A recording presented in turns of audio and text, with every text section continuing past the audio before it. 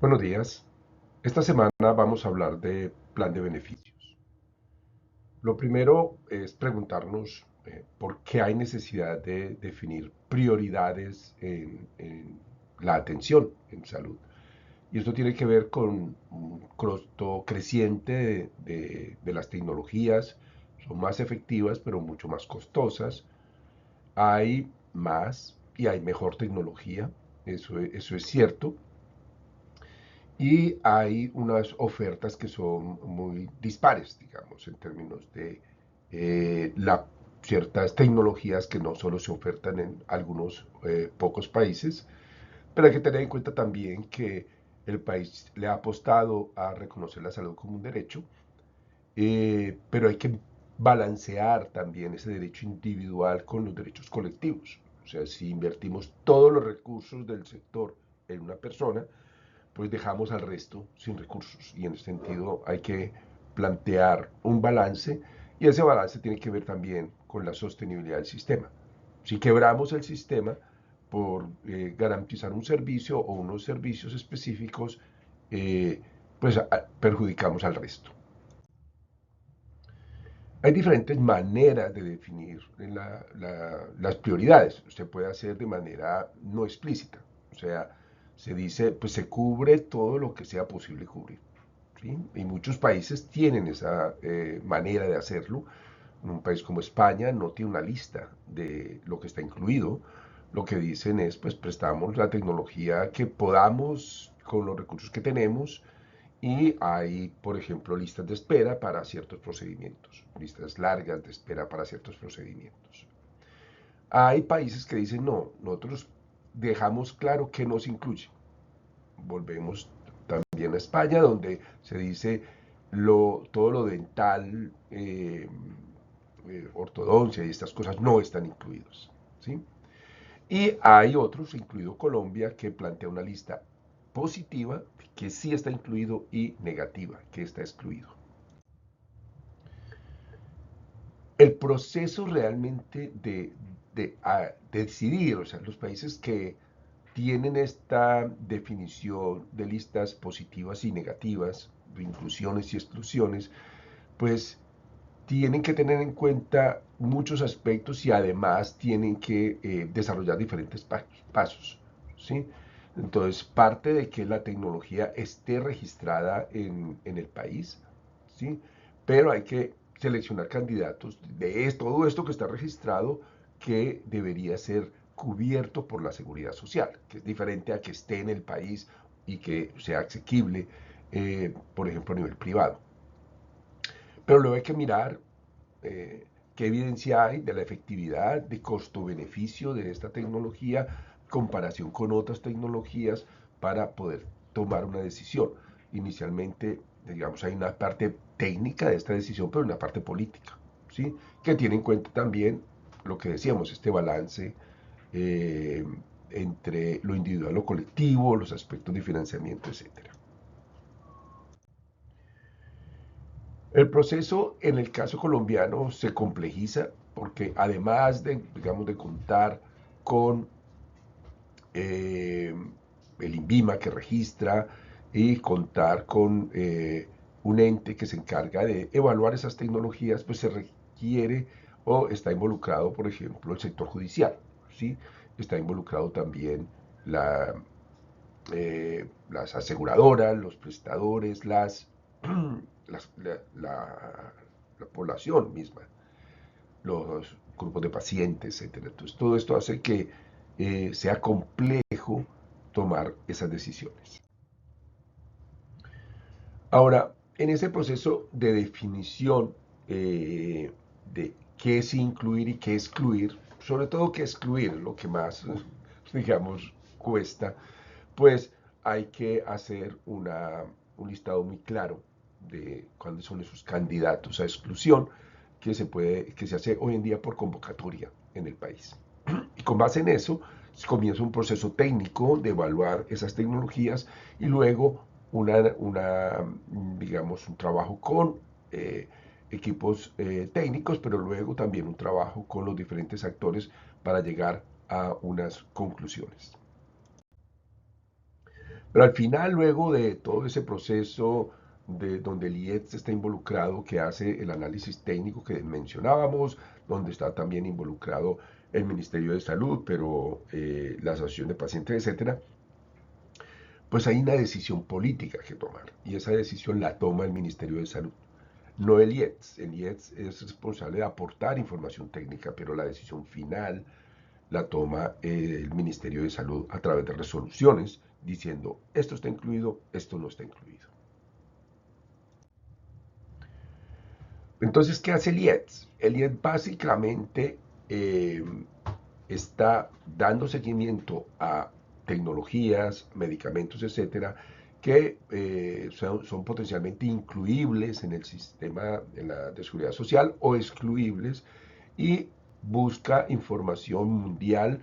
En algunos casos genera información o contrata, digamos, ellos no lo hacen, pero contratan para generar información local sobre la costo efectividad, la seguridad, la eficiencia de este procedimiento, de este medicamento, ¿sí? Y se tiene en cuenta también otros aspectos como el impacto presupuestal, ¿sí? O fiscal de esta tecnología. Para esto, de nuevo, el IES no lo hace, el IES contrata en general eh, expertos para realizar este tipo de análisis, expertos en economía de la salud principalmente.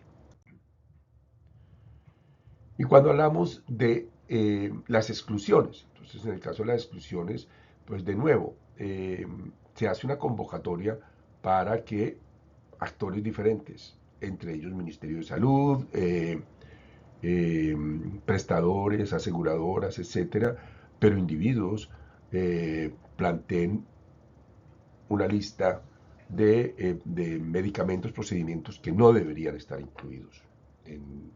Y se hace de nuevo el proceso tecnológico y de negociación para llegar a una conclusión con respecto a si se deben excluir y la decisión final la toma el ministerio.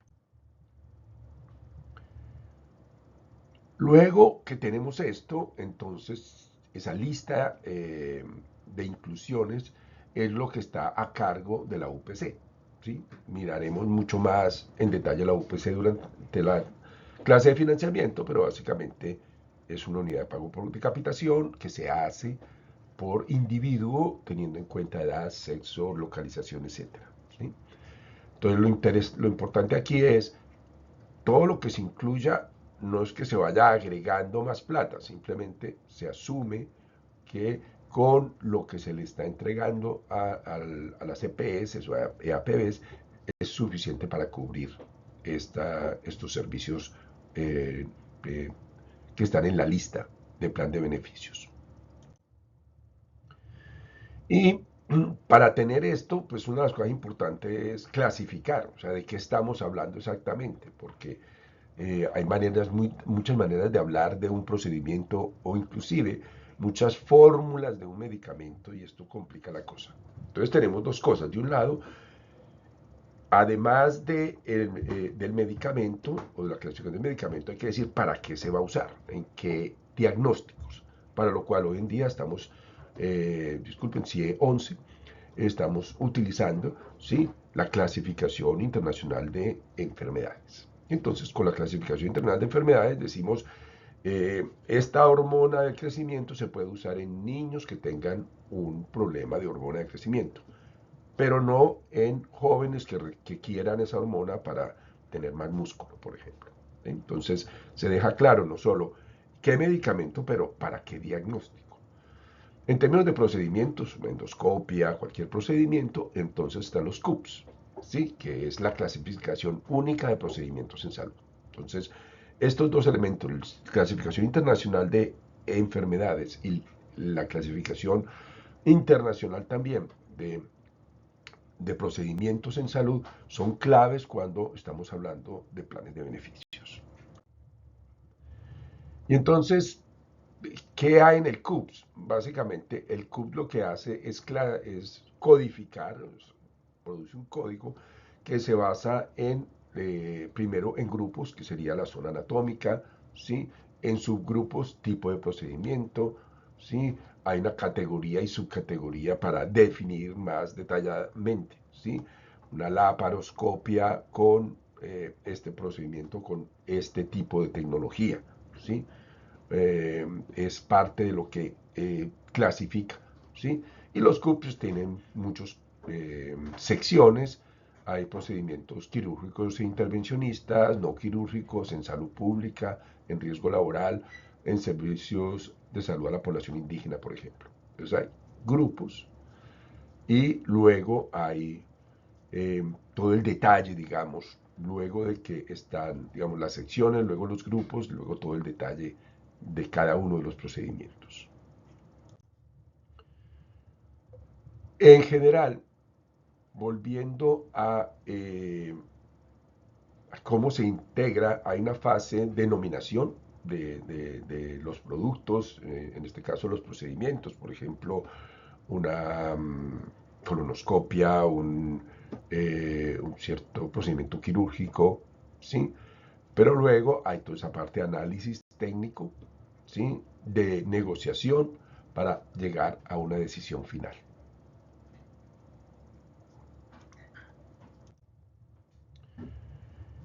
¿Con qué criterio se hace la inclusión? Entonces, hay unas inclusiones que son obvias.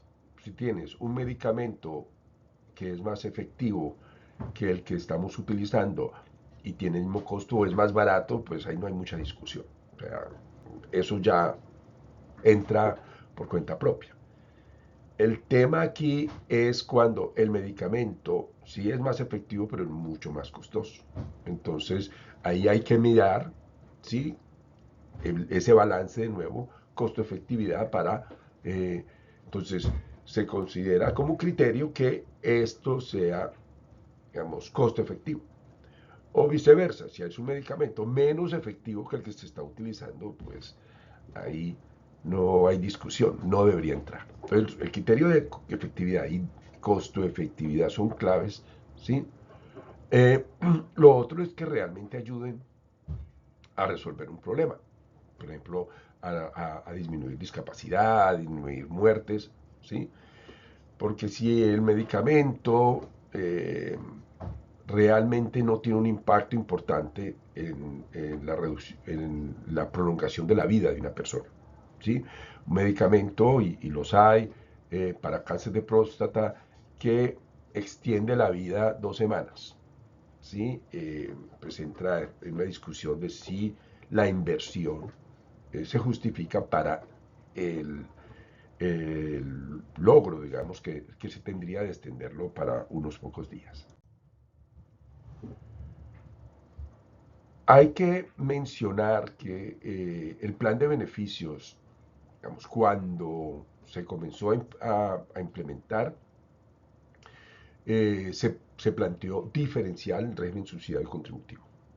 Pero desde el inicio, estamos hablando de los 90, se dijo esto se va a ir unificando.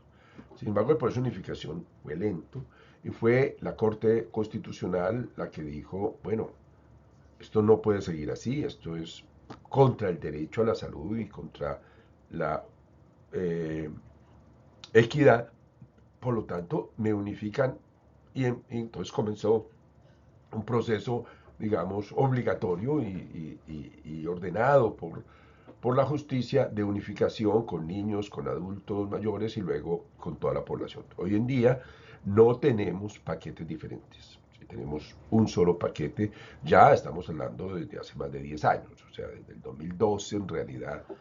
eh, no tenemos paquetes diferentes, pero seguimos teniendo regímenes de afiliación distintos. Y la verdad, el acceso a los medicamentos y a otras cosas también es distinto. Entonces ahí tenemos una dificultad, pero no en el papel, digamos, de que hayan diferentes regímenes, paquetes, perdón. Hoy en día, ¿qué tenemos? Entonces, cada año o dos, en general cada 2 años, el ministerio saca una nueva resolución actualizando el plan de beneficios. Entonces, la última que conozco, creo que es la última que existe, estamos hablando del año pasado, o sea, de diciembre del 23, donde se dijo esto es lo que está incluido y excluido. Es un poquito difícil de digerir porque trae muchísima información, son más de 400 páginas, con 5 anexos, o sea que eso se vuelve difícil realmente de entender. Pero hay unos capítulos bastante establecidos, por ejemplo, en medicamentos, ¿sí?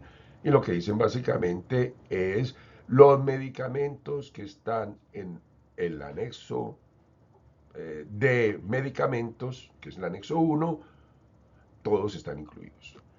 Para la, digamos, para la indicación que se plantea, ¿sí? Y en general, antes se hacía por, digamos, presentación de medicamentos, si es de 100 miligramos, de 500, ahora no. Ahora, todo lo que sea ibuprofeno, no importa la dosis, todo medicamento, sea inyectable, oral, lo que sea, no importa. O sea, el medicamento como tal ya está aprobado, ya está en la lista.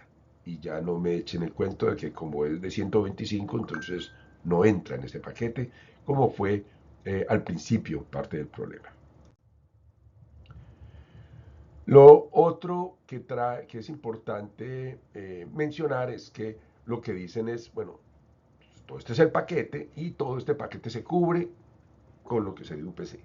Así que si ustedes creen que con estas nuevas tecnologías la UPC no alcanza, pues quéjense al gobierno a ver si se la mejoran. Pero no va a haber, eh, digamos, asignaciones aparte para la introducción de una tecnología específica en el plan de beneficios. Entonces, si esas resoluciones son tan complicadas de leer, ¿cómo hacemos? Pues el gobierno ha creado una herramienta que es bastante interesante y que es parte de los ejercicios que harán esta semana y se llama el Post Populi. ¿Qué es el Post Populi? Precisamente una herramienta para que uno pueda preguntar, bueno, realmente, ¿qué este medicamento, qué onda? ¿Sí? ¿Este medicamento está incluido o no? ¿Sí?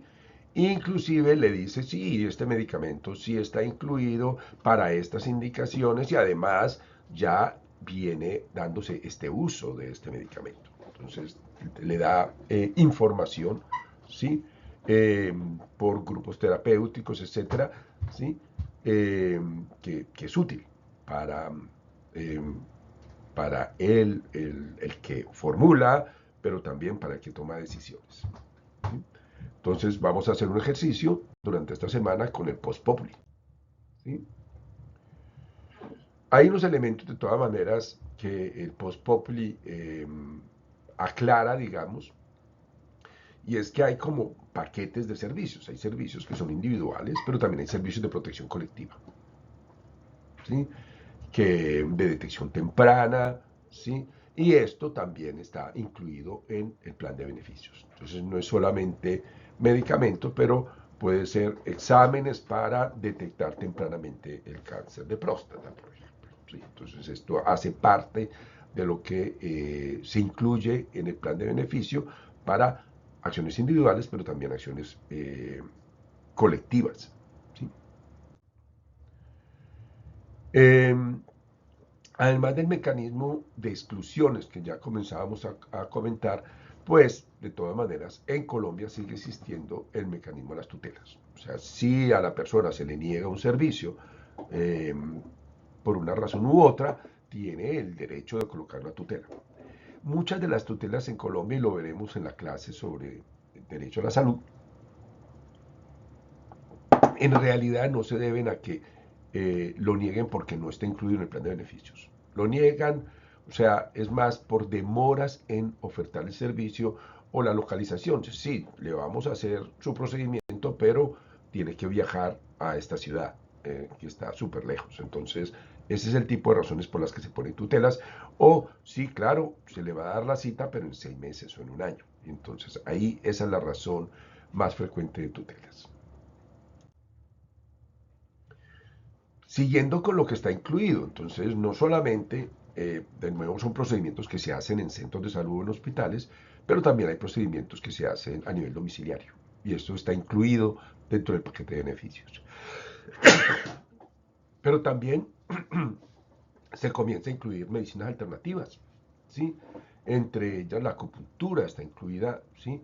La homeopatía no, eso es interesante, pero la acupuntura sí está incluida dentro de dentro de los servicios que están cubiertos por el plan de beneficios. Y todo el tema de manejo del dolor, de la analgesia, ¿sí? Pero también temas que entran en un grupo que son enfermedades de alto costo, como los trasplantes, hacen parte del plan de beneficios. ¿Sí? Y aquí es parte de lo que eh, pues se debe analizar, digamos, porque el costo de realizar un trasplante es muy alto. Al mismo tiempo, si a una persona le realizan un trasplante de riñón y funciona, ¿sí? Esto le ahorra una serie de costos de las diálisis 3 veces a la semana y de las complicaciones que frecuentemente tiene la persona sometida a esas diálisis. Por lo tanto, ahí se hace parte de ese balance costo-beneficio. También están aquí todos los dispositivos médicos, entre ellos el más simple, las gafas. Las gafas, los lentes están incluidos dentro del plan de beneficios, una al año y pues es interesante, bueno, entonces lo que se dice es, bueno, el marco, se cubre un marco básico, de ahí para allá, o de ahí todo lo que se le quiere agregar de transición, etcétera, todo eso lo cubre la persona, no el plan de beneficios. ¿Sí? Y también hay todo un paquete de atención paliativa que inclusive incluye atención domiciliaria. En el tema de traslado de pacientes, esto es un dolor de cabeza. Está incluido, pero la pregunta es ¿cuándo sí, cuándo no? ¿Sí? O sea, un caso de emergencia, la persona se cae, pierde la conciencia, pues ahí no hay ninguna discusión. Un accidente de tránsito y está fracturada, no hay discusión. Pero, por ejemplo, yo necesito ir a fisioterapia 3 veces a la semana. El transporte para ir a esa fisioterapia me lo cubre o no eh, la seguridad social. Y ahí ya la cosa comienza a ser más difícil. Si yo tengo una discapacidad y requiere un transporte adecuado, es posible que sí lo cobran. Pero si yo voy a tomar el bus, el metro, el Transmilenio, el metro en Medellín o el Transmilenio en Bogotá, pues ahí posiblemente no. Y si es aérea, ¿sí? En general lo cubre, ¿sí?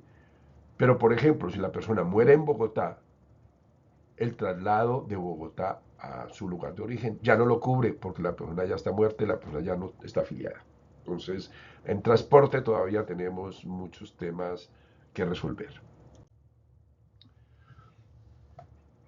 Volvamos a las exclusiones. Entonces, el año pasado, igualmente, el gobierno planteó unas reglas de juego, unas nuevas, porque ya había unas, pero, digamos, los capítulos siguen siendo similares. O sea, hay una fase de nominación, hay validación, priorización, análisis técnico, técnico-científico, con unos equipos, el IED se está involucrado, pero no es el único que se involucra en estos análisis técnicos. ¿Sí? Una fase de consulta a pacientes o personas potencialmente afectadas por la exclusión y una fase de adopción y publicación de las decisiones donde hay una lista, ¿sí? de exclusiones. ¿Qué está, digamos, como criterio? Es todo lo que sea con fines estéticos. Lo que pasa es que a veces el tema estético es complejo. La obesidad puede verse como un tema estético, pero puede ser un tema de salud, ¿sí? Entonces, el manejo de la obesidad, pues, no necesariamente se puede ver. Entonces hay eh, obesidad mórbida y tratamiento de esa obesidad que se considera plan de beneficios, pero si yo lo que tengo es un poquito más de grasita y quiero que me la quiten, ahí ya entra con fines estéticos. Experimentales que todavía no tengan una suficiente evidencia, no registrados en el país, esto digamos unos criterios que tiene la mayoría de los países también, que no se oferta en Colombia, y en eso ha habido bastantes discusiones, pero en general lo que no se puede ofertar en Colombia, hay tecnologías o procedimientos que se ofertan en algunos otros países, Colombia el plan de beneficios no lo cubre, ¿sí? O pues que al contrario la efectividad no haya suficiente evidencia. Entonces, les decía, acupuntura sí y hay suficiente evidencia, pero homeopatía no hay suficiente evidencia científica de su efectividad. O delfinoterapia, equinoterapia, este tipo de cosas. Y entonces, pues sale la lista, ¿sí? La lista es larga, pero digamos, la mayoría en la lista son por temas estéticos. Pero hay otros temas, por ejemplo, ciertos alimentos, suplementos nutricionales, vitamínicos, etcétera. Normalmente no, excepto para casos, sí, o sea, si tiene una deficiencia de vitamina A, pues la vitamina A está incluido. Pero si yo quiero que mi niño esté mejor alimentadito y darle un suplemento vitamínico o nutricional, ¿sí? Inclusive suplementos nutricionales para diabéticos, como el Ensure, por ejemplo, eh, hay limitaciones, digamos, ahí eh, para, para incluirlos. ¿Sí? Y lo que decíamos, todos los temas, por ejemplo, bueno, en este caso psicomagia o delfinoterapia, etcétera. Además, si hay que llevarlo a Miami para que tenga su delfinoterapia, pues todo esto no está incluido. Hay además inclusiones específicas para poblaciones como la población indígena, ¿sí? Entonces hay servicios diferenciales y hay una UPC diferencial para zonas rurales dispersas. Entonces esto eh, es importante tenerlo en cuenta, ¿sí? Bueno, un tema que cada vez se incluye más en los diferentes planes de beneficio es la salud mental, ¿sí? Desde temas como psicoterapia, ¿sí? Entonces se permite y se incluye un número limitado, pero un número de terapias, ¿sí? Eh, Psicoterapia a mujeres víctimas de violencia sexual, etcétera. Entonces ya hay un paquete, digamos, de servicios que sí, y una serie de medicamentos que también se incluyen, ¿sí? En el plan de beneficios. Luego tenemos alto costo, ¿sí? Entonces en alto costo está, por ejemplo, trasplantes, insuficiencia renal, aguda o crónica, manejo quirúrgico de enfermedades cardíacas, manejo quirúrgico del sistema nervioso central, el gran quemado, trauma, VIH, cáncer, enfermedades huérfanas, ¿sí? Eh, y en alto costo está las UCIs. Entonces, pues estas enfermedades, ¿sí? Hay un decreto que define qué enfermedades se cubren y están dentro del plan de beneficios. Y con base en eso también hay medicamentos que se relacionan, por ejemplo, en este caso, con trastorno de ansiedad, ¿sí? Entonces está incluido en parte por esa razón, porque hace parte del paquete para enfermedades de salud mental o problemas de salud mental. Ahora, un profesional de la salud se enfrenta a la situación que no es muy claro, mucho, que le considera que necesita un paciente, un medicamento que no está en el plan de beneficios. Entonces él mira el post populi, no, esto no está, ¿sí? Como no está, entonces él debe hacer una solicitud para que se incluya. Él considera que sí lo necesita, que no hay otro que lo reemplace y por lo tanto hace una solicitud a través del MIPRES. El profesional está registrado en el MIPRES y hace la solicitud y recibe una respuesta a eh, su solicitud, ¿sí? Muy, bueno, una buena parte de ustedes son profesionales y, digamos, usan el MIPRES, ¿sí? Eh, Ahora, es importante tener en cuenta que el profesional debe estar registrado en el REDUS. Cuando hablamos de personal de la salud, talento humano, hablamos que este personal debe estar registrado en algún lado y esto es el REDUS y por lo tanto se parte de ese registro, ¿sí? Para poder el prescribir un medicamento que no esté en el plan de beneficios y solicitar su aprobación, ¿sí? Y una vez esté aprobado, se entrega el medicamento y entonces la aseguradora hace un recobro al ADRES porque le dice, oye, eso no estaba dentro de nuestro acuerdo, por lo tanto, esto me lo pagas aparte. ¿Sí? Ahora, una cosa importante es que eh, pues el MIPRES es una solución, digamos, más expedita que lo que había antes. Antes entonces había que pasar a un comité técnico científico, el comité lo discutía. En una época de los comités que eran de las EPS aprobaban todo, como de todas maneras se lo cobraban al gobierno, pues les daba un poco lo mismo, ¿sí? Antes les convenía, de cierta manera, porque eso era plática extra, ¿sí? Y no había límites de precio. Entonces, esto se volvió el negocio, digamos, tanto para el prestador como para el asegurador. Eso ha cambiado, entonces ahora el MIPRES, pues uno, facilita, agiliza el proceso, pero dos, entonces ya no es el asegurador, ¿sí? Eh,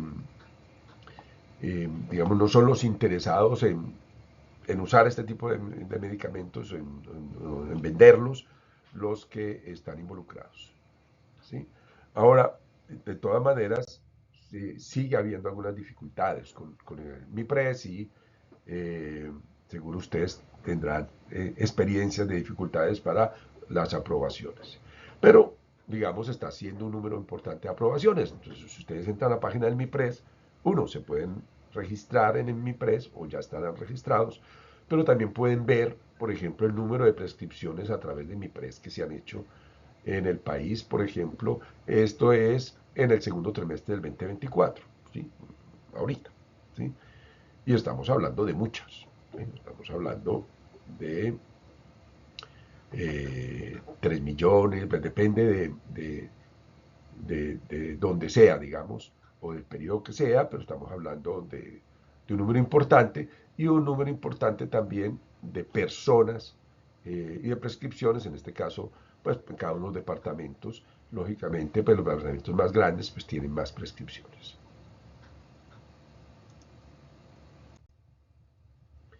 ¿Qué problemas ha habido con el MIPRES? Uno es de aprender a manejarlo. El MIPRES ahora está en versión 3 porque ha tenido que cambiar porque era una plataforma muy poco amigable. Esto ha mejorado un poco, es más amigable.